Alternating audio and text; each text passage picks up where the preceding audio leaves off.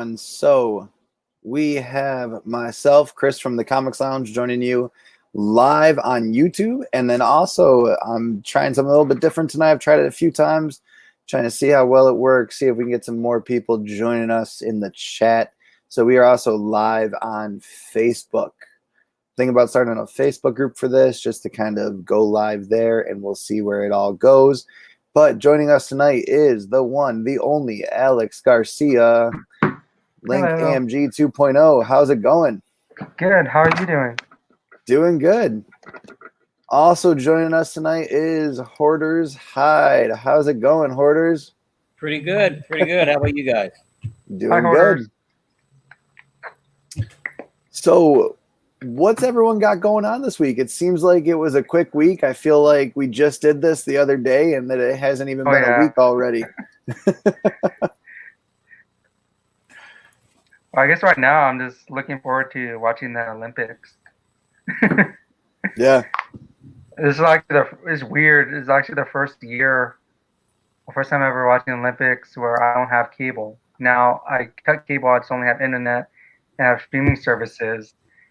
And even then, those don't have access to the Olympics. So today I decided to get a free trial to Hulu Live or Hulu with live TV so I can watch them. So after all that, it's like, yay.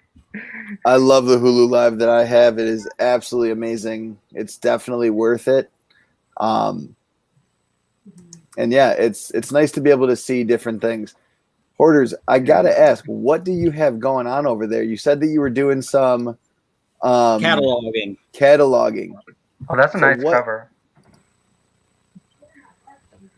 Oh, see what camera is that? Yeah, that was a Spawn Universe sketch cover. That's beautiful. Did that come out recently or in the past month or so? Yeah, just June. Yeah, last month. I think I ordered that. The regular cover, not the sketch cover, because I can't afford that. I forget what the variant was. It was the 1 in 50, maybe. I don't know. I know it was more expensive than all the rest of them, but there was 7 or 8 covers. I think A through F, and then the sketch. One of these days, I want to get a sketch cover because, like, regardless of what it is, I always find the sketch covers interesting, and they always look so nice to me. I actually just had a local artist do a sketch cover for me, and it was actually the reverse of this. Hold on one second. It was the reverse of this cover. So instead of Spider-Man kissing Black Cat, it's Spider-Man kissing Mary Jane. And it's on Amazing Spider-Man 1, I think from the 2015 run, the Dan Slott run. And I had Ken Wheaton do it for me, and it's pretty sweet. Yeah, I remember you mentioned that on one of your shows. Yeah. I'm excited to see that. He did a phenomenal job with it, and it just got sent off to CBCS to get a yellow label. So I'm very excited to get it back and kind of see where it will go from here. And I was kind of talking, like, do we want to do a grade on it? Do we want it to just be a sketch without a grade? And I was like, you know what? Let's give it a grade. If it comes back a 9.8, amazing. It's going to be in my collection forever. It's going to be one of those things that I hang on to. It's a local artist from my area, and it's a famous local artist. Like, he did Garfield, Simpsons, all different kinds of Popeye he drew for the longest time. So it's really nice. What was it? What's his name again? Ken Wheaton. And how you spell the last name? Wheaton. Oh, thank you. Yeah. And I mean, like, he does phenomenal work. So when I found out that he was an artist in the area, I was like, I need you to do a sketch for me. This is like, I've had this idea and I have multiple sketch covers. So I gave him an Amazing Spider-Man 850 blank variant, and he went to draw on it and whatnot. And he's like, I don't know what they did with this. I don't know what kind of paper they used. I think it's a printing error, but I can't use this to draw on. And I said, no worries. Like, what do you want to do about it? He goes, well, I'm not going to charge you. I'm going to take $10 off because that's how much the comic that you gave me cost. And I ruined it. And I'm like, no worries. So he ended up taking $10 off the price of what he was doing. And it like I said, it turned out amazing. It's literally the opposite. And Black Cat's in the background saying she is one lucky girl. I always say support your local artists, even if they're already a professional published artist. I mean, it's still nice. But I got local artists here near me that are, they're not published or anything. They're just good artists.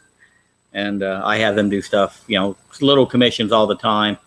Mm-hmm. Always nice. Yeah, I just had, I bought this too at a not Terrificon. This was at, what was it called? Empire Comic Festival. Oh, that's a nice cover. This is by Jamie Tyndall. And it's got the certificate of authenticity on the back. And it's a nice piece of artwork that my wife and I are going to find a place for somewhere around here. And I'm thinking maybe back over here on those cabinets, put it up on there or something. So, Hoarders, I see that you have a Berserker. Did you read it at all? I have not. Okay. Say, I got some artwork I can show off. Oh, that's nice. Say, Joseph Michael Linsner,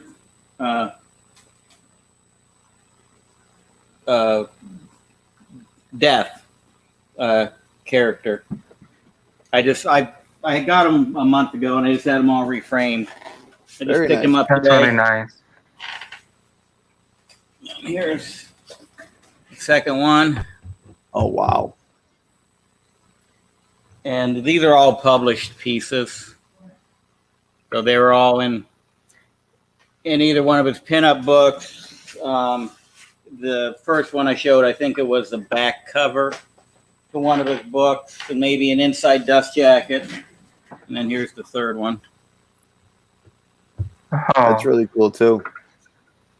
Can we get a close-up on the face, if you can? Oh, yeah. If that's possible. Well, I got 18 cameras. I ought to be able to get one of them to work. Oh, wow. Professional right here. Yeah, he's got quite the setup over there. Damn, all I have is my computer. That's amazing. That's amazing. What kind of medium did he use on that? He does a little bit of everything. He does oil and pastels and watercolor, and I mean that's one of his trademarks. He uses multiple mediums in each work.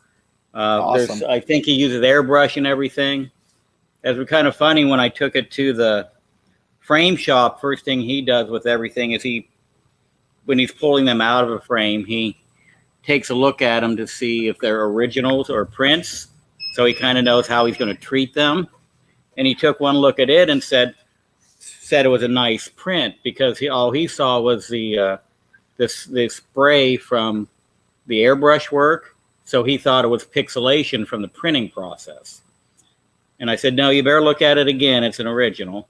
And then, of course, when you flip it over, you can see the ink bleed through and the other characteristics of original artwork. And he said now he had something new to look for because he hadn't had to frame anything that had been airbrushed. Oh, wow. Kessel Runner's asking, what was the artist that did all that? Yeah. Joseph Michael Linsner. Okay. His main character is Dawn. So here's Cry for Dawn #1. That's a nice cover, too. Yeah, that was his main character. And then Death is kind of the second character he's known for. Yeah, he does some pretty amazing artwork. And he's doing lots of covers right now. Like this is a new book, Chasing the Dragon. and Wow. this is the second printing of the first issue. And this is his work. So he's been doing. Cry for Dawn was in the late '80s. Was that a lenticular cover? It kind of looked like it was moving a little bit. No, it's just Okay. the poly on it makes it shimmer a little bit. Plus the That's really dragon nice scales, color. I think. What's up, Anthony? And Cray, good to see you. What about you, Alex? What have you been reading lately or picking I up? just got a bunch of comics that I bought 3 months ago that finally showed up. Okay. We had deals, and it's pretty cool because I finally got a Godzilla #1, King of the Monsters from Yeah. Marvel.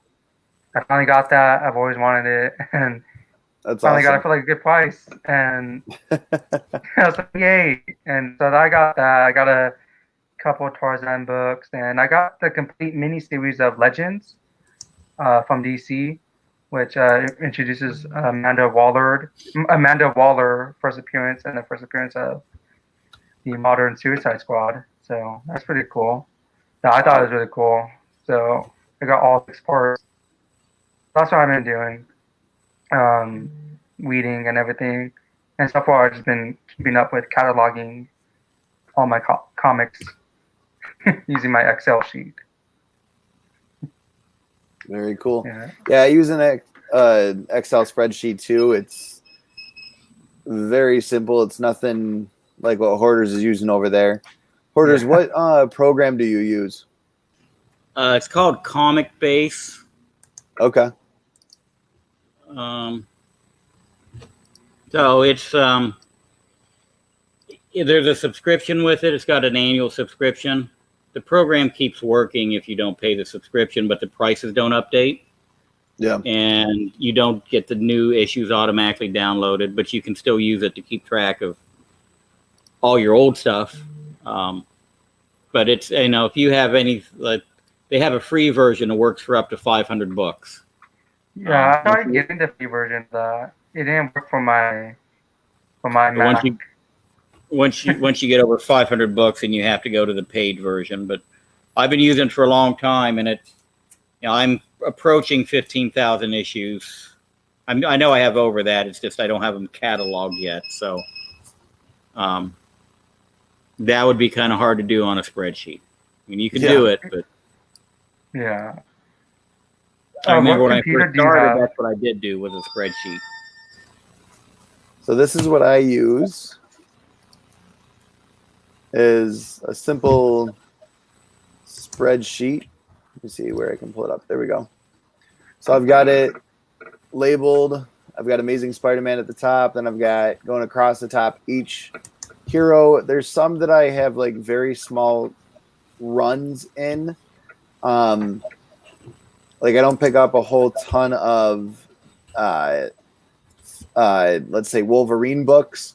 So I've got a whole like miscellaneous Marvel part of the spreadsheet, and I kind of I started with just one spreadsheet running straight down it, kept it all in alphabetical order, and then I was like, this is it's getting too hard, so that's why I called this my comic inventory 2.0.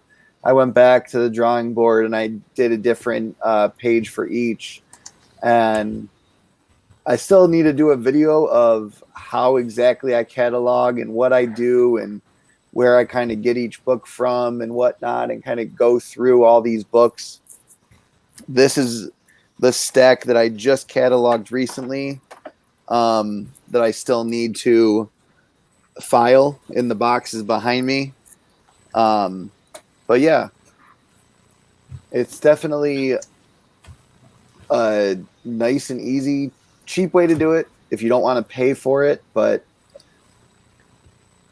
I love what you have for sure. Like, I mean, it's definitely worth checking out that free version, and just to play with it. Stick 25 or 50 books in it.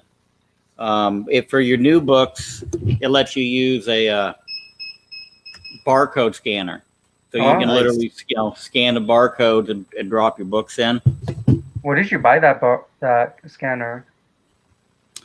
This came, I think it came straight from them. Oh wow. You can use that. You can get one on Amazon, but I thought I would just buy the one that they were selling on their website because it wasn't that expensive compared to Amazon ones. So if you're starting from scratch, entering in a collection, as long as they're barcoded, you can whip through them as fast as you can scan, and get them put in. Nice. I mean, That's really cool. Now, do you does it give you like the value of these books or no? Because I know some of them do. yeah. Let's see here I mean, it gives you what it puts them at based on the creator of the software has his own kind of system. They look at eBay sales. They look at some other websites like they used to use Comic Buyer's Guide a lot. Okay. But different values across the board to come up with what they think a reasonable person would pay for an issue, which obviously isn't always what they sell for with the craze of all the Marvel Cinematic Universe things going on, everything that's on Disney Plus. Yep. But it at least gives you an idea. I mean, just for example, when I started putting books back in a few months ago, I went like 10 years without putting anything in. I kind of gave everything up. When I started putting stuff in, I got to the Invincible titles. I'm like, why the hell are these books worth $100? Yeah. And then I look on eBay and say, oh, well, they're actually selling for $1,000 or more when they're graded. So, at least the software told me they had some value and they weren't dollar bin books like I thought they were. And then, I can finish doing my research to see what they're worth.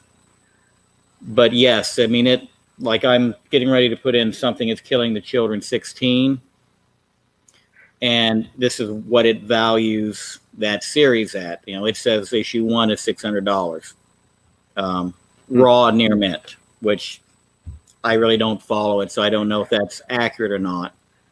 But then it Sounds gives it, about right. And it's saying this is issue 16, and it's the Comic Tom version. I don't know if it's in here.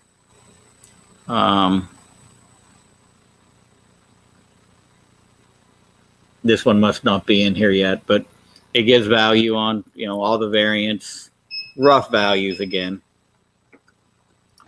And it'll download covers. You can tell it to go in and download a cover for a specific issue, or like now I'm telling it to download for the entire run. And it's going to download every cover that it's got. Wow. That's really cool. So, a lot of books, you have to open them up and look at the index to tell what it is, what number it is, Yeah. Or what version it is. But if you can look at the picture, now it's a lot easier to tell what you're dealing with. Yeah. That's amazing. So, I mean, it's like anything else. It's only as good as what you use it for and how much of it you use. So they've got a really good support team. You email a question, and they're usually the guy that wrote the program is who's emailing you back. Oh, that's awesome. And it's just a website, or is it a software?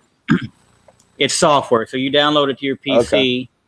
Okay. There's also a mobile app, so you can, as long as you have the subscription, you can upload your database to their cloud, and then you can access it through the app. So if you're at the LCS or whatever and you're looking through the stacks, you can just open up the app and go to the title and look to see what you have, what you don't have. You can save your want list or your need list, or it's pretty robust. Kessel Runner says they love anything that has an app. Yeah, that is true. With this day That's and awesome. age. So yeah, One of the I sound things like I that work for him as much as I push these people, but it's really great software. I wish he gave me a kickback. The other cool thing he does is every Wednesday he does a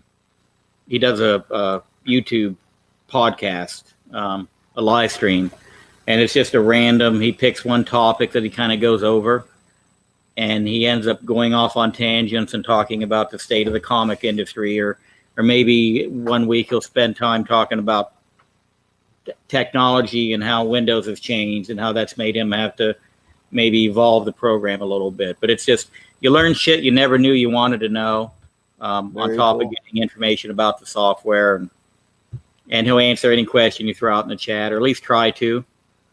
That's awesome. I'm gonna have to subscribe to him. You said it's on Does YouTube, right? Yeah, it's Comic Based TV is what the YouTube channel is called. Does this software only work with PCs, or does it also work with Macs?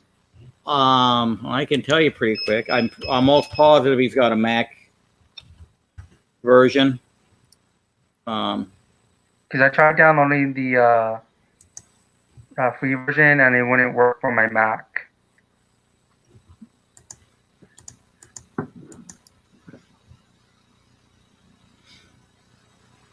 Yeah, That'd be awesome honestly, because pretty much everything these days obviously comes with a barcode right on the front. There's very few books. I know some Virgin variants, or semi-Virgin variants, like this one, right, has it on the back. So I mean, as long as you catalog it before you put it in a sleeve, you're pretty much good to go. So that's pretty awesome software that you can kind of just scan and go. It's definitely, it's blowing my mind right now that I could do that. And I don't know that I would yet, since I don't have 15,000 comics with a warehouse full of them, but who knows? Maybe I'll get to that level at some point in my life and whatnot. there's an app in the Mac, in the Apple Store. So I would assume that means there's a version to download. But I guess it doesn't necessarily mean there is. No. Yeah. I don't know. I'm Mac illiterate, so. See, and I was until someone bought me a Mac for college, and I never looked back. Yeah, I remember one of your shows, Chris, that you're showing off all your Apple projects. Oh yeah. I've got them here in front of me right now. They should be sponsoring you. It's definitely nice to see that there are so many different softwares out there for comic collectors, and I know that CLZ is another great one. They do collections on all different kinds. I saw that they did comics, cards, toys. That's another semi-free software. I think it's got a free trial availability, but I think it's a little bit different than up to a certain number of books. Instead, as you get a free trial for 30 days, and it kind of goes from there. But that's awesome that there's something out there that I didn't even know existed where you could just scan books in.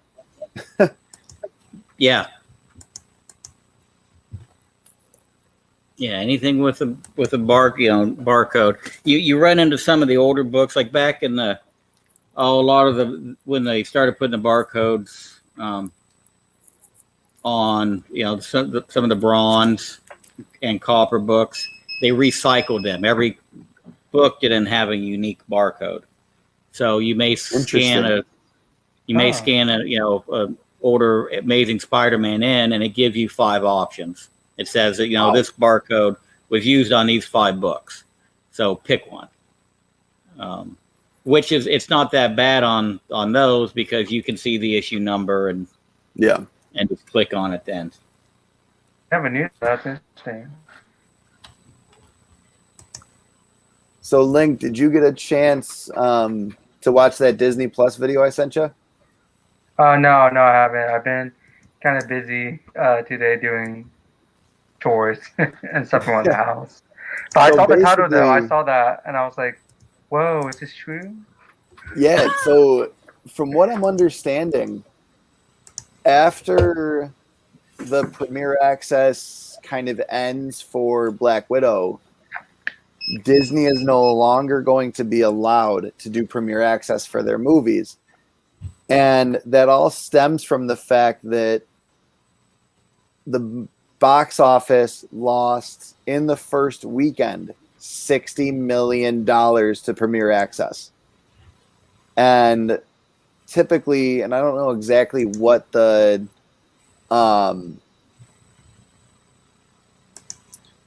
percentages that a theater company gets from a ticket. So if they make, let's say, $1 million, do they get 100,000 of that? Do they get 200,000 of that? I'm not quite sure. But I mean, 60 million, instead of someone else taking a cut of that going straight into Disney's pocket, is a big hit for pretty much anyone who no doubt. is expecting that at the box office. I mean, so I guess Disney was kind of forced to take it away, and it will be interesting to see if that actually comes to fruition or if it's kind of just a threat right now. But what are you guys' thoughts on that? Is that going to kind of kill the movie industry, or is that... Well, right now it says that I looked it up. It says generally the theater will make 45% of every ticket sold, while the studio that created the movie will get 55%. I think it's already dead. Yeah. Yeah. I think the theaters are kind of dying down.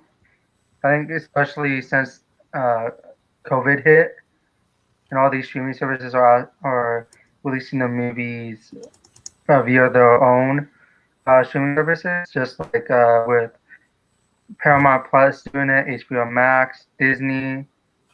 I think people are just getting used to that. It's been over a year, and I don't really see people going back to theaters as they once did before. Yeah. And even more so, especially now with all these different variants of the COVID virus, people are probably not like, I'm not going to go out anymore. Like, I think the theater industry is going to be taking a huge hit now, and it may not recover, but who knows? With these big blockbuster movies like Black Widow, Avengers Endgame, anything up there, Wonder Woman, Justice League. I honestly wish that I could have seen Zack Snyder's Justice League in a theater to kind of get the surround sound feel of it.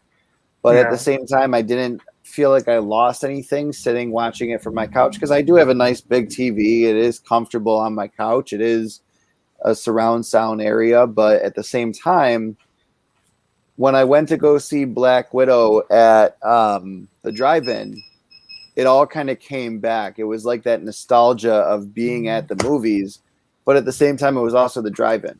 So I don't know if when I go back to the theater, I'm going to feel the same way and be like, yeah, this was actually really amazing. I love the way that this ended up happening and whatnot. I don't know. It's one of those things where I kind of have to wait until it happens to feel it. But at the same time, I'm really wondering why this didn't come up as much when HBO Max was like, oh yeah, we're going to release the movie for 30 days on ours for free. Like, no one saw a dime from everyone who watched Wonder Woman 1984 at home. And I was one of those people. Yeah, like I felt the same way too. Like when I saw Kong versus Godzilla versus Kong, that was the first movie I ever watched that wasn't in a theater, like major movie, like new movie. And I felt like, oh, I wish I could have seen it, like, because the surround sound like it. But again, I also like the feeling of watching it at home, not having to be there, get front row seats, or like not front row seats, or getting seats, making sure I get the best seats. But again, and then I've seen other movies too, like the Justice League too. I like how I was able to watch it in pieces. Yeah. Like again, I liked it. I would have liked to seen it and in a theater for the full time. But again, like for me personally, like I don't think I would have I don't know. Maybe I wouldn't have enjoyed it as much if I didn't take the time breaks. Maybe that would have been too long for me, even if I was in a comfy seat. But I don't know. Yeah, No, I hear you. it's been a while since I've been in the theater, so I don't know if my feelings will change. Like, oh, once I go back to the theater, it's like, oh, I want to go back. I want to see movies in theaters again. For sure. Hoarders, how do you feel about it? You know, I've been conditioned to not miss it. You know, it's just been long enough that I suppose if something comes out that makes me want to go see it on a big screen, you probably catch the bug and get right back into it. But you know, I've gone. The last movie I saw in a theater was Bloodshot, so that kind of soured me on seeing movies to begin with. I don't even know what that movie is. I've never seen it. It's gotten way better. Like the 50th time I watched it on HBO. I mean, it's. Oh, it's on HBO now? Yeah, well, it was HBO or Cinemax. One of the, one of those stations had it. And I watched it several times there, and it did get better. You know, and I actually read all the Valiant stuff and the Acclaim stuff, and I knew what was going on. And I still almost fell asleep in the movie. So, wow. But since then, you know, that's been 18 months ago or whatever, and I still haven't been to the theater to see anything. Yeah. And now it's been long enough I don't miss it. For sure. It's one of those weird feelings where it's like, I haven't been back, but at the same time, do I really want to go back? Do I want to pay $9 for popcorn? Do I want to pay $10 to go see a movie when I can see it at home from my couch when I want, how I want? And then Alex used to put it perfectly, especially with Snyderverse, where it's a 4-hour long, or Snyder Cut, where it's a 4-hour long movie. I can split it up. I ended up splitting up the Snyder Cut into probably 3 or 4 different sittings just because of everything that was going on when I started it up. And I'm kind of glad that I did. There were scenes that I definitely would have, in the movie theater, wanted to fast forward through. Same with Wonder Woman 1984. I was not a huge fan of that movie, but at the same time, it was kind of like, I'm enjoying watching a DC movie. It's the first time I've been able to see a DC movie since COVID. I really wanted to see it more. I can't wait to see where Wonder Woman 1984 goes. And then Snyderverse comes out and we find that WB is just going to drop the whole thing and not going to do a Man of Steel sequel and all of that. But that's neither here nor there. But it was kind of like, I was okay with watching it from home, just like you said. Like both of you said. Like it's one of those things where it's like, do I miss it a little? But not enough to say I'm definitely going to go to the theater next time to go see that. If there's something like Rogue One level Star Wars movie, I'm going to go to the theaters to watch it probably. Because Star Wars is a viewing experience. I wish that I could have watched Mando from theaters. There's like pieces of it that was just so cinematographic, I think is the word I would use. I don't even know. Cinematic. Cinematic, yes. Cinematic that you want it to be in a theater, but I didn't have to have that, I guess is the best way to put it. I still got the same experience from my couch at home, and it made me miss it, but not miss it enough. Yeah. It's almost like you're getting pay-per-view, and you always kind of felt special when you were sitting at home watching pay-per-view because you knew there were other people that weren't. But except now, like everybody's sitting at home watching it, but it still kind of has that pay-per-view feel, like you're doing 100%. I never had that feeling. I never did pay-per-view, so I wouldn't know what that feels like. But I'm pretty sure it feels great. It felt great. Here's a It cool pretty much cover. feels like being able to watch Wonder Woman 1984 from your couch. I mean, that's what it was. Yeah. It was kind of like, here it is. Hoarders, Yeah. I got to say, the background of just seeing all these different comics that you're rolling through this program is amazing. These It covers are is. beautiful. It's I've never Brave even and the heard of Bold. Battle Stars before. It's I was gonna say, I Brave and the think Bold, that issue 52. Okay. And it's Oh. just with, Brave and the Bold had miscellaneous titles throughout it. But this one has Sergeant Rock in it, Ooh. which was, real odd for Brave and the Bold to have, a war title thrown in. With the haunted tanks in it. But yeah, it's just, I always thought that was a cool cover. Is that That is a Golden cool Age? cover. No, it's 64, so it's silver. Okay. Very cool. I always get confused on when the Golden Age ends and the Silver Age starts. And typically I look for the cost of the comic. So like that one says 12 cents. And I can't remember what Golden Age is typically or not valued at, but what it sold for originally, I guess is the best way to put it. Were they 10 Well, cents? it was 10 cents for forever. I mean, Okay. I don't know what the first 12-cent book was, but Golden Age ends in 38 to 56 roughly. Mm-hmm. And then some people break the Golden Age down into the Atomic Age, which I think was like maybe 49 to 56 is what they consider Atomic Age. Okay. And then Silver Age was 56 to around 70. And then Bronze 70 to sometime in the mid 80s. And Bronze, some people break down into Bronze and Copper. So the last, 5 or 6 years of the Bronze Age, some people refer to as Copper.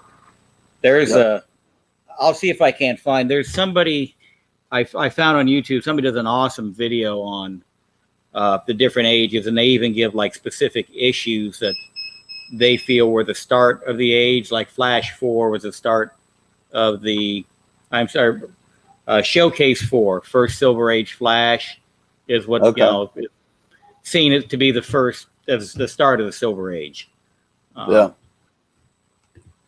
always wanted to make a video like that because I love like history. That's one of the things that I did in college. Did like a concentration in social studies and history background. And I did a concentration in Yukon Jack with a minor in Miller Lite. So. I'm actually a historian. I've always done history through my college years, and now awesome. I'm actually doing my PhD, my dissertation, in the history of comic books. Actually. Oh wow, that's really cool. That's going to be my topic, my dissertation topic. That's awesome. I'd love to read it. Yeah. I'll definitely send you a link or a copy once I get it all done. How long have you been working on it for? Well, I mentioned my third year of my PhD program, but I've been doing it for 1 year because I had an original idea for my decision, but I switched it. So this will be my second year of really doing it, and I found a lot of good sources and everything on them, and a lot of fun articles. And I actually know somebody who's actually done history of comic books too, from a different angle. So he's actually a family friend that we grew up with when my mom was doing her PhD, getting her doctorate. So that's awesome. I've been in contact with him. His name is Paul Hirsch.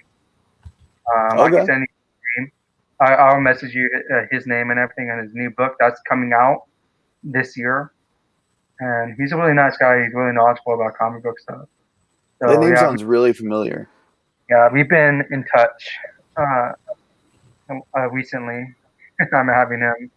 We're talking about stuff and going over ideas. So I'm pretty excited how this will turn out. And It'd I don't know. Really cool to do an interview with him on the channel. That'd be cool. I've already asked him say, you want to do an interview on the channel? Yeah, that'd be awesome.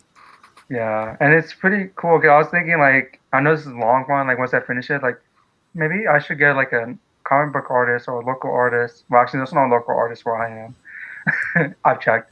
I like to do my to do the cover of my dissertation if I get it published. I think that would be cool to keep on the theme of comic books. Yeah, that'd be really cool. Yeah. And even get a comic book cover for your dissertation. Yeah, Have I was thinking someone that as sketch like the cover. yeah, like an actual like old school comic with the price on there. That would be amazing. Kessel Runner just said that they love that Flash. I think it was Flash 15.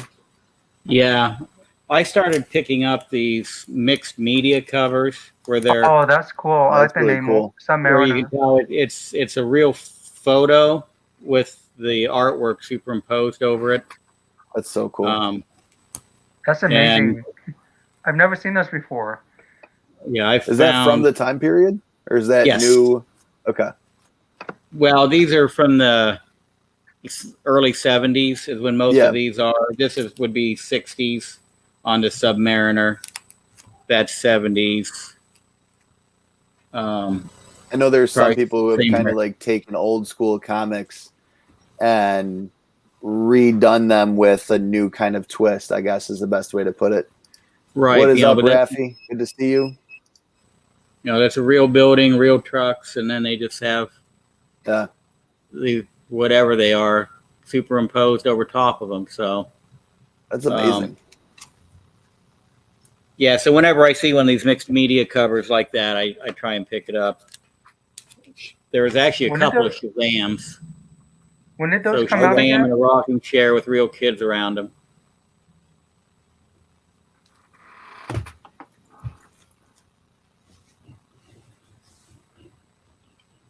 Those are really cool covers. Yeah. One of the covers that I picked up recently was this. It's the Flash Annual for 2021. It's a very Oh. interesting way that they kind of drew everything. I can't wait to read it. It's kind of like, and I love that it says that you should have kept running, and that everyone is just completely destroyed in the background behind him. It's really cool. Another one that I love the way they did the cover was Sinister War. I can't wait to dive into this and start reading it. I've loved the way that they've kind of built up to it with Kindred. I know a lot of people aren't a huge fan of what Spencer's been doing with Spider-Man, but I'm on board. I like what he's done. There's definitely some things that I would have changed. There's some issues that I would have said didn't need to happen. But I did really like the way that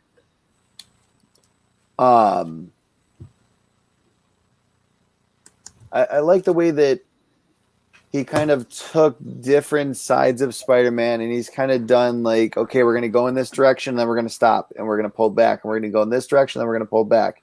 And it's kind of like, what are you building up to? What are you working on, and what are you trying to get us to focus in on when you're kind of scatterbraining us all over the place? And it's like, writers don't do this stuff by accident. They don't. We know that there's always a end game. There's always a reason for every little thing they put on a page. Artists do the same thing. They always have those little Easter eggs. So I really can't wait to see the end of this Nick Spencer run. I'm not quite sure when he's ending, if he's ending on 100 issues or not, but it's definitely awesome because he's on issue 70 right now. And Amazing Spider-Man's pretty much been coming out weekly, it feels like. So Yeah. he's clearly got some big plan if they're willing to give him the reins for 70 plus issues. If Marvel's got faith in him, I'm having faith in him, and I'm leaving it at that.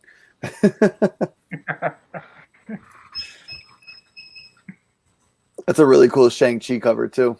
I like what they did with that. I'm pretty sure it's a Comic Tom variant, and it's one that's not in my software yet. So Okay. I think that's why I have it. out. They don't. Some of the special covers and limited covers have to be added in manually. Yeah. But I usually don't get that rambunctious. I wait for somebody else to do it. I just keep putting them on my pile of things I need to catalog. That's the best way to Wow, do that's it. an interesting cover. Frank at home. Kind of on the creepy. farm. That is creepy. I like it, but it's creepy. Yeah, like I always find like the pig's head on people's bodies always creepy. Yeah, Like I don't know it's one why way. people do that. I honestly never knew until my buddy started getting into them that there were horror comics. I was always Oh like, yeah, what do you mean there's these horror comics and thriller comics and whatnot? I love that She-Hulk Yeah. cover too. I Yeah, love like, all of those Women of Marvel covers did phenomenal. yeah. Like, have you heard of Tricky Trapster? Chris? Yes. Yep. Yeah, he's cool. Like he has these late night shows called Dairy Air. I attend every single one of them, and the last one he had a couple days ago, he was showing a bunch of, I think, 88 horror comics he had purchased in a bundle, and I never knew there was so many, and it was Yeah. so cool. Sadly, you can't view it because he deletes them. It's like Okay. like he likes to do is like, oh, I said like limited edition shows. But yeah, it was really cool, and he had all these like Draculas and all these like different comic books I've never even heard of, and the covers, in my opinion, were absolutely phenomenal back in the Yeah, day. I've got a piece of artwork by Tricky. He's a good artist. He does some really cool Yeah. stuff and really works hard at his craft. And there was a Hobgoblin cover. I'm a huge Green Goblin Hobgoblin fan. Yeah. I don't know if it's because I grew up in the 90s where he was a major villain of Spider-Man in the 90s show. And then also, obviously, the original Spider-Man movie, he was a big villain in that. It kind of always was just like, wow, that's a really interesting villain. The fact that he's genuinely, absolutely insane, but at the same time, he is put together enough to do all of this. Yeah, So- I found Green Goblin a really interesting character too. When I saw the first Spider-Man movie, I was like, wow. Yeah, they did him really well, and I feel like Willem Dafoe really played an amazing Green Goblin. Yeah. I can't He wait to does see. good in anything he's in, though. Yeah, And the suit too was actually really Yeah. good. It didn't look cheap or anything. It not looked at all. really well done. Like in my opinion, it looked better than some of the suits that they use in some movies nowadays. Yeah, Especially the glider too. especially for that time period to have such an amazing CGI'd glider and suit and just everything that they did with all of the CGI in that movie. It aged really well. It aged well. It's just the only thing that didn't age well, which I wish it did, was the way that Spider-Man swings on a web. It's the only thing that you can tell this is complete CGI. Because it's almost like he's truly in front of a green screen swinging, and when you watch it again, it kind of ruins it when you're not a kid. But you know, they might do it better this time with the No Way Home. Yeah, I'm excited for that. Like 100%. Tobey Maguire is coming back. Like, yes. Actually, the thing I really appreciate about the Spider-Man, with Tobey Maguire, is that it wasn't like the other two Spider-Man movies. Like they had Peter Parker build his web.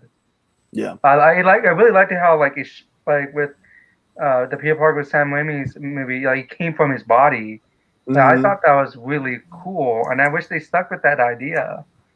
See, as a kid, I was like, that's a really interesting concept to have organic webbing. And then as I grew up and I started to get more into the comics, I was like, wait, but Peter's a scientist.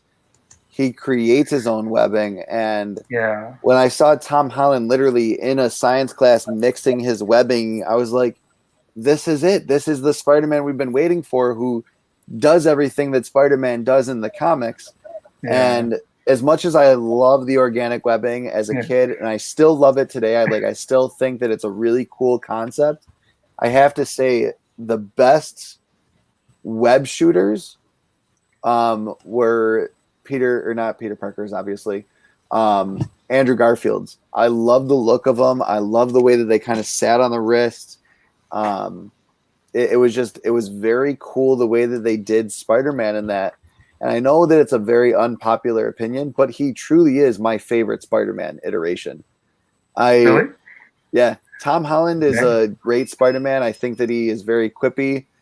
He matches the character well. Tobey Maguire did a great job at being Peter Parker. I was never a huge fan of him as I got older, of him as Spider-Man, because they didn't have the quips. He didn't have the sarcastic attitude that came with the cockiness that suit gives to Peter. And even when he got the black suit, it was kind of like, now he's just a douchebag. He's not. Yeah, I didn't like that either. Yeah. When I first saw it, I was like, wow. Yeah. I mean, Spider-Man 3 was a crap show for a lot of reasons, but I didn't like the way. Popeye? What was that? Can you tell I got a thing for Popeye? Oh, those are cool. Yeah, see if Ken drew those. If you can, I don't know. 1946. Probably not.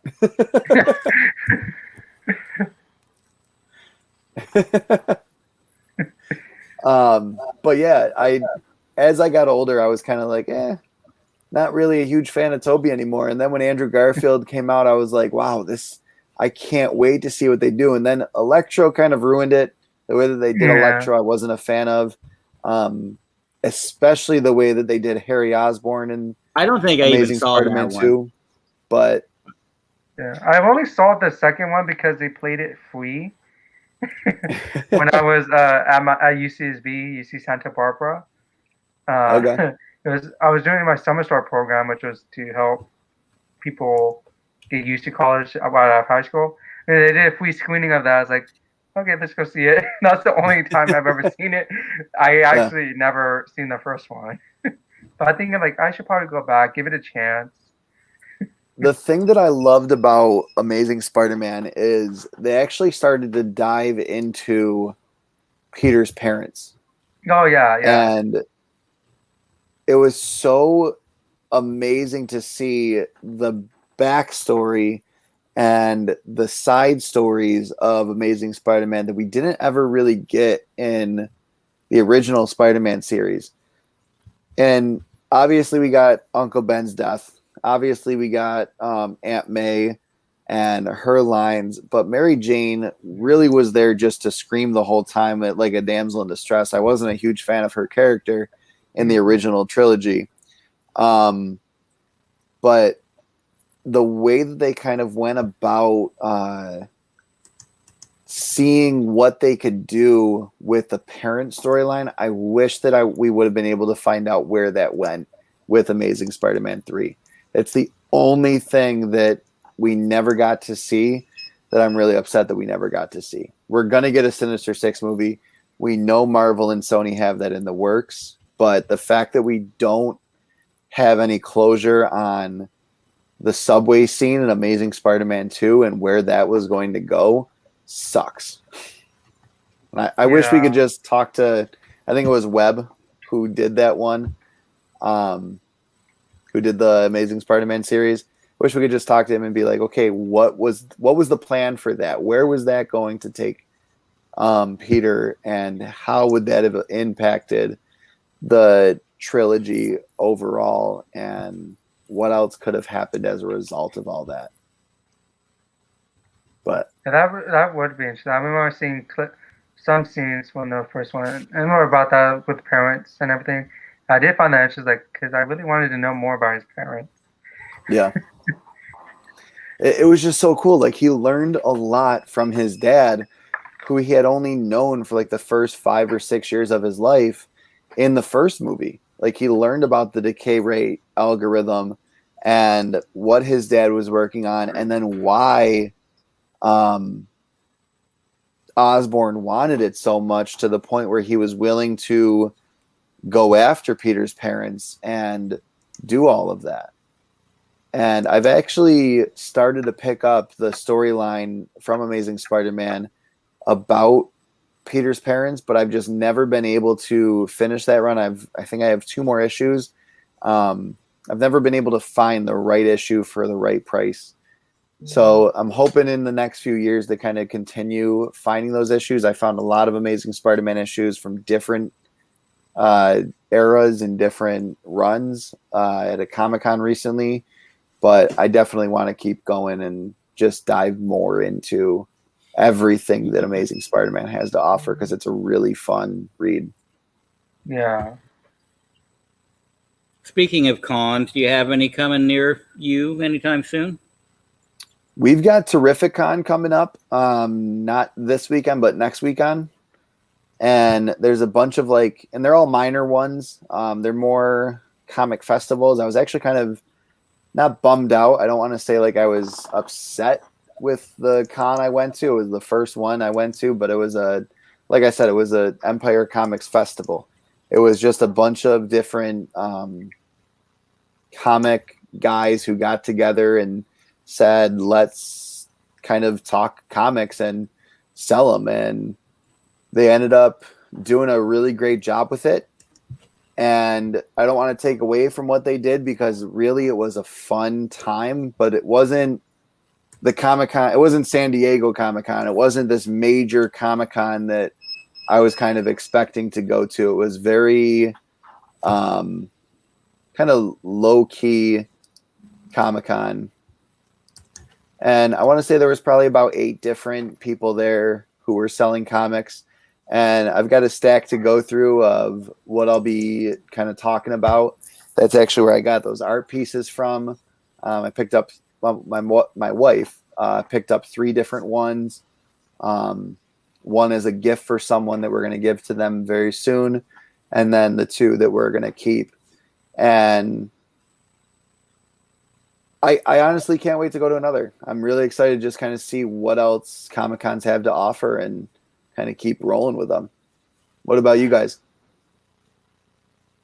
There was a in Comic-Con November, I think. Okay. It's got a big lineup. There's a lot of people there. Only a couple I might be interested in actually getting John Hancock from or something. But like everybody from Teenage Mutant Ninja Turtles is going to be there. Nice. Which again doesn't do anything for me, but that should be a big draw. So, and they're still 100%. adding people. Nice. And you, Alex? Yeah, there was a Comic-Con, like a little small one here actually in Merced where I am. It's 10 minutes away from where I live. I didn't go to that one because I was busy that day. It was on July 7th. And I was like, oh, sweet. I kind of want to go to one because I've never been to a Comic-Con or of any sort. And it's right here in Merced. But sadly, I was busy that day. I was like, dang it. It was only $15 to get in. I was like, it's cheap. I knew it was really small. But hopefully, I think there's another one happening. Yeah, there's another one happening in September. So hopefully Okay. I'm not busy with school. Because I know I start school in August 26th. Yeah. Hopefully I'm not busy or I'm not drowning in work. That I can just take that weekend and just explore. That'd be pretty awesome. Yeah. And I was just thinking about it. I just realized it's July. Are they doing a virtual Comic-Con for San Diego again? Or because I haven't heard anything about it. Yeah, I haven't heard much about it, and I honestly haven't been looking into it that much. I know that there's been a little bit here and there about different things with Comic-Cons. I don't think DC is going to do another DC fandom. I haven't heard anything about that. Yeah. And I think that was August last year. I hope they do San Diego Comic-Con. I hope that Disney again does their D23 day. And I'm kind of hoping for a Disney fandom. I was really disappointed with Disney fandom last year. It was amazing, but I was hoping that we would get at least something of a flash trailer, and there was nothing. Like, they literally just talked. And I'm I like, was kind of hoping for a Black Adam thing. yeah. I was because I watched some of it, and I was like, "Oh, sweet, it's Black Adam," but yeah, I was just talking. I was kind of hoping for a trailer or some teaser. Yeah, I know how you feel about on that point. And I don't know anything about Black Adam. Like, I honestly had never heard of the character until recently when they started talking about making this movie. My DC knowledge isn't as good as my Marvel knowledge, and I just saw a meme that basically instead of getting his powers from his own life force, he has magic, and then he uses that magic kind of just like Superman. But he's an anti-hero, so he's okay with killing, and he's okay with doing whatever he needs to do for the greater good.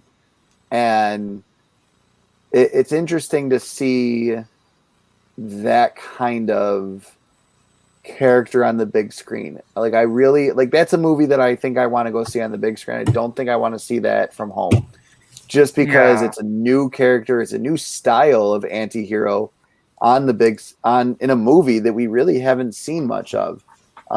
Really the only anti-heroes that have gotten their own movies are Deadpool and Venom.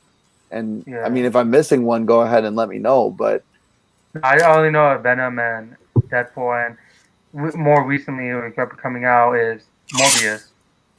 Yeah. Oh, very quick, I just looked it up. Funny enough, Comic-Con I'm looking forward to Morbius. Yeah, Comic-Con actually came out. Is actually started today. Oh, there we go. It started today, and it's on YouTube. They have different. They are doing the weird things because there's a bunch of videos. I'm just going through that they have stuff on. Yeah. That's what a coincidence. We're just talking about it, and it started today. So next week, after they release everything about, hopefully a Spider-Man trailer, hopefully I'm just dying for that. A final trailer for Venom 2. True Eternals trailer, and then just something else. Maybe another in the realm of like Doctor Strange or something multiverse related. That's what I'm kind of hoping for. What was that? What do you think? Do you think that'll be in that, or do you think it'll be like part of Disney, like a Moon Knight trailer, if they have one? I don't know if Moon Knight has started filming yet. Oh, they haven't? Oh. I'm not sure when Moon Knight is slated to come out. Yeah, because I just know I've seen some videos of Oscar Isaac training, doing stunt work. Yeah. I was thinking like maybe like they're probably just doing that before they film, or they're doing side by side. Because I know like What If obviously is done, ready to go. Hawkeye is done and ready. Maybe we'll get a Hawkeye trailer. I don't think we've gotten one yet. No, not to my knowledge. Yeah. And I'm really looking forward to that because obviously with Black Widow kind of changing up what was going to happen there, we'll kind of see what ends up going on. Yeah. There's a lot of things to look forward to. Oh, yeah. Let's see. Here's my next 2 books going on the press tonight. Oh, that's a nice cover. You press your own books? Yeah. Very cool. Is there a special machine you use for pressing? Yeah. Well, I mean, it depends on how fancy you want to get. You can get a T-shirt press, which is what a lot of people do. I have this original art page out of this book, incidentally, by Joe Staten. But yeah, I've got a little more industrial setup. Kind of a big I can actually get 6 or 8 books under there if I wanted to. Nice. It's an actual dry fit press, dry mount press. Nice. But I mean, there's thousands of videos out there of people using t-shirt presses and getting good results. So Yeah. so there's no one machine specifically for comics?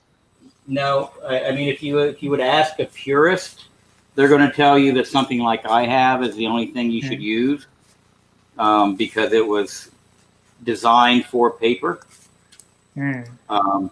But you ask somebody who's making a living out of using t-shirt presses and doing really well and getting 9.8s, they're going to tell you the other guy's full of shit. So it's all, I mean, you could probably use an ironing board and an old school iron as long as you know what you're doing and you've been doing it long enough. Yeah. So, how long have you been doing it? About 3 months. Oh, wow. So I've got plenty of books to screw up behind me, though. So Oh, there we go. and then that's it. You can't be afraid to ruin some and learn as you go. What do you do with those? Do you give them away? Do I give my books away? Oh, give the ones you mess up. Although, actually, I have a couple of them. If you mess up a new book, you basically turn it into a solid sheet of plastic because all the ink and everything will melt together. Oh, yeah. Wow. And I've sealed a couple books shut, and I gave them away to people because they thought it was neat. That's So cool. I'm still not that good with the new ones. I'm learning, but old books, gold, silver, bronze. You know, I did my giant size X-Men. You know, didn't faze me. I wasn't worried. I've done a lot of big books. I've done all my golds. I can't say all of them. I've done a lot of my golds. Have you ever cracked a slab and then pressed it? No, I do have a couple that I'm really thinking about doing that too because they're old slabs. Okay. With the old labels. Yeah. But, you know, if it wasn't such a long wait at CGC, I probably would. Yep. But, and if I had more free time. What's that like? Yeah. What is that? That's a foreign term. But yeah, I've got the 9.4s and 9.6s that are old labels. And in fact, I've got a couple of key books that I sent in before I started pressing that I didn't get pressed. And I should really press them and try and bump up the grade half a notch or two. But that would involve time and effort.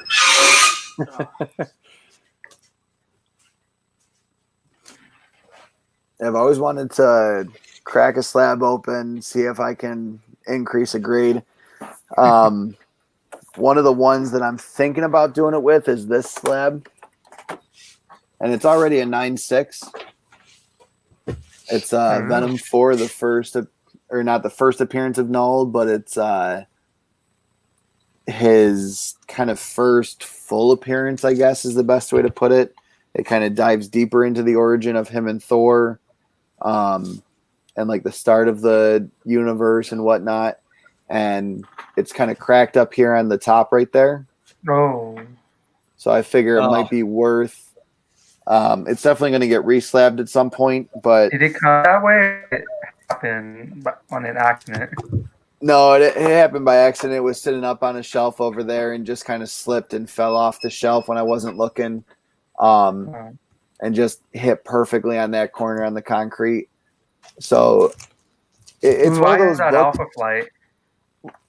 That's a nice Alpha Flight. That's an old label, 9.6. Yeah, I actually got that Alpha Flight, that issue, very cheap, actually. I didn't know it was a key until I looked it up. I was like, oh, but mine is not like a high grade or anything. It's a low grade. So I'm so happy with it. And like the only thing I can see wrong with this 9.6 is this little corner up here. Yeah. Oh, I can see it. So Yeah, that's sadly a press won't help that, but yeah.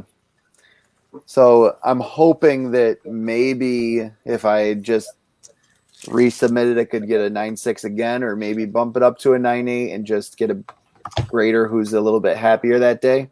But I don't know. It is what it is. it's Yeah, an I've old only had label one slab. 9.4. That's a cool cover. Who is that on the It cover? Is it Spectre. Spectre? Yeah. Yep. Okay. And this one's from 1966. It's an old label, and it's a 9.0, so I'd really like to get that up a grade or two. Yeah. Mm. Yeah, the only slab I have is the Vision and the Scarlet Witch #1 at a 9.6. That's cool. Yeah. My wife's a huge fan of Scarlet Witch and Vision. She loved WandaVision the entire time we were watching it. She's like, "Oh my God, what's going to happen to Wanda? What is going on right now?" And I'm like, I don't know. Yeah, I thought it was interesting. I'm as much in the dark as you are right now because this is out of my realm of knowledge. I don't know Wanda and Vision that much. That's not my. Forte. I don't know. Yeah. Like I said, I'm an amazing Spider-Man guy. I'm a street level hero aficionado. You start I getting messed up into watching WandaVision. I didn't know there was cutscenes or end scenes. Oh. I fast forwarded until one time I was watching it on my phone. Then I saw, wait, there's a cutscene. Like, dang, it was like the second to last episode. I was like, wait, I wonder how many I've missed. Yeah. I didn't know because I was just fast forwarding it to get to the next episode. I didn't know they would do end credit scenes for the show. For sure. It's one of those things where it's like, crap. Wish I would have known that. Yeah. Wait, have you seen the Falcon and Winter Soldier? Yeah. Oh, the cutscene or end scene? Because I was going to start watching it. Oh yeah. So I know not to fast forward it. Yeah, it's weird the episodes they choose to do an end scene with. So I was really kind of expecting one at the end of Loki. And the one episode where we got to see Loki get pruned and then where he ended up, I really wasn't expecting an end scene for that, an end credit, post credits, whatever you want to call it, scene. And a lot of people were saying that would have been a perfect way to start the next episode. It would have left us in suspense for an entire week. But again, it's one of those things where it's like, did it really make that big of a difference if we found out then or here? We knew that he was going to get brought somewhere. We knew that he wasn't going to die. Because obviously, not only could Loki get pruned, but even the TVA agents we saw get pruned. So I was kind of like, okay, interesting. It's not just the variants. And then we ended up finding out that everyone who works at the TVA is a variant. So it made a lot of sense that everyone can get pruned because everyone's a variant. Yeah. That kind of threw me off when I found out, like everyone's a variant. Like, that kind of, put me in shock. It's like, oh my God. Like, I wonder how they would have played this out. Yeah. And everyone, I just saw a meme. It's like, okay, where's Ravonna Renslayer? Where's White Vision? And there's some people out there who still think that Carly Morgenthau is not dead from Falcon Winter Soldier. So I don't know. It will be interesting to kind of see where everything goes. And it's like, okay, who are they going to bring back? What's going to happen here? But yeah, I'm kind of hoping for the best.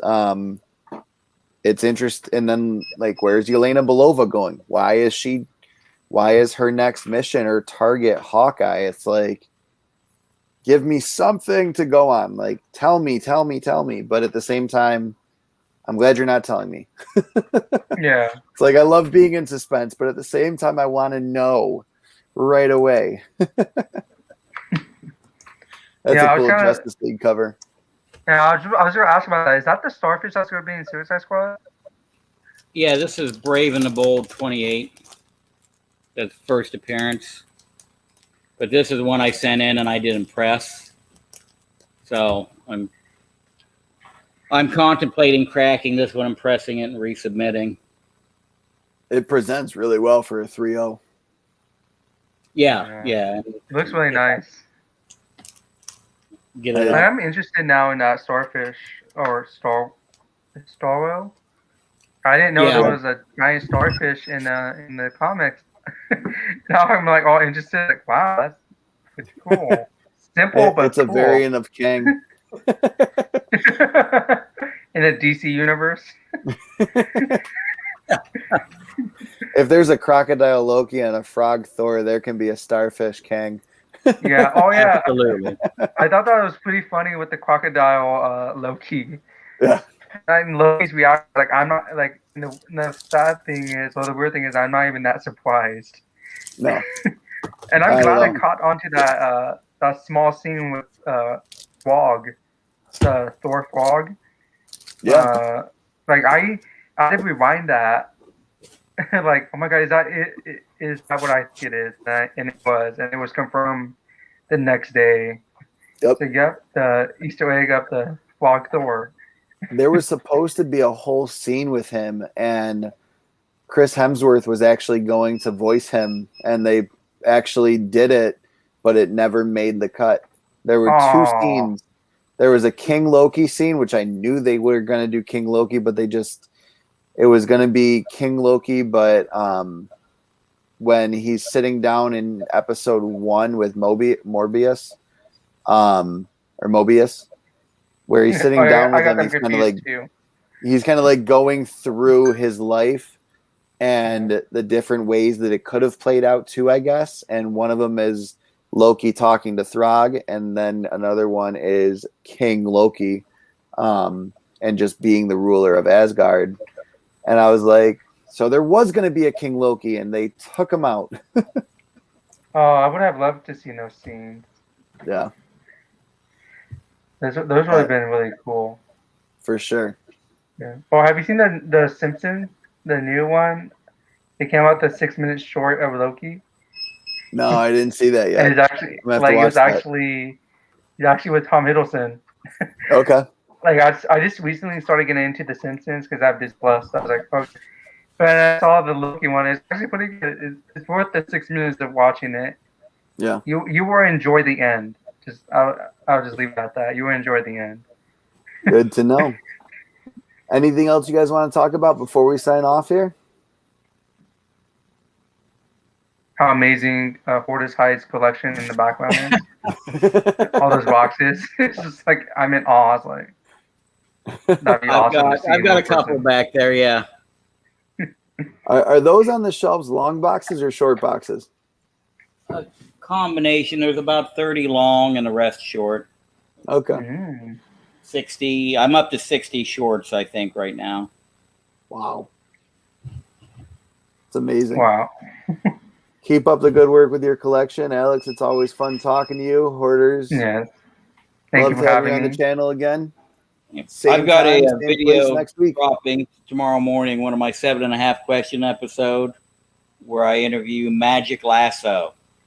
Ooh. So that's premiering at 10 o'clock if anybody's up and around and wants to watch the PST or premiere. EST? I'm sorry? Pacific time, Eastern time? Eastern time. Oh, okay.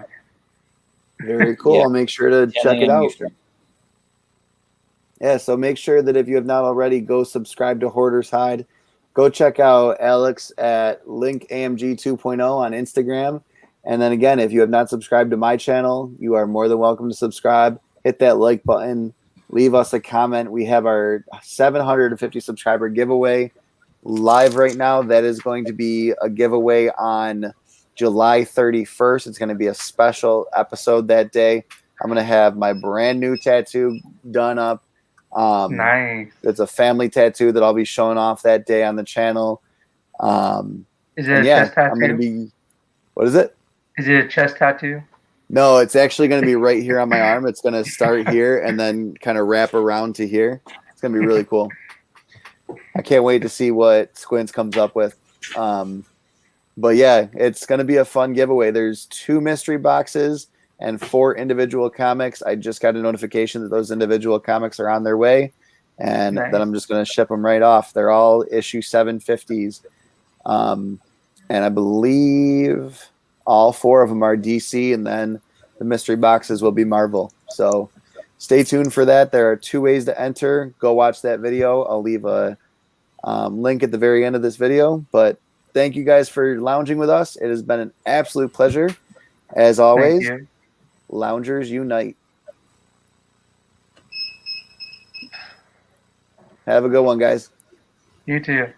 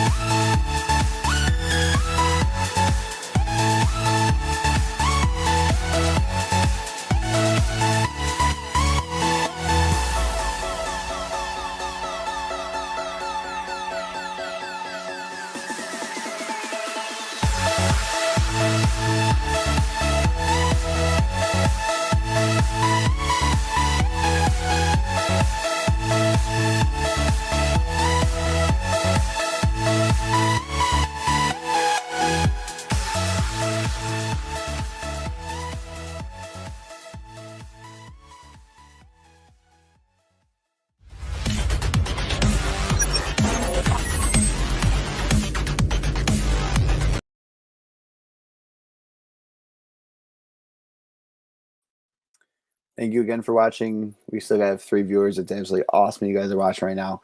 Thank you so much. Hashtag Loungers Unite. I see Fredonia Blue Devils. Loungers Unite. Kessel Runner. Loungers Unite. Thank you so much. Cray for Comics. Hashtag Loungers Unite. It has been an absolute pleasure hanging out with each and every one of you. Check back Sunday for some more awesome stuff. Before I sign off completely, make sure to go right here. Click that to subscribe if you have not already. I'll leave our giveaway up here. Make sure to go to that video. The giveaway link for the playlist for the hashtag Grow Together will be down here, and then another video will be right here just for you. Thank you so much. Have a great afternoon, a great night, a great morning, whenever you're seeing this. If you are just joining us right now, go check out the replay. It has been an absolute pleasure. Have a great one, everyone. Talk to you soon. Same time, same place, every Friday, 10 p.m. Eastern. Thank you.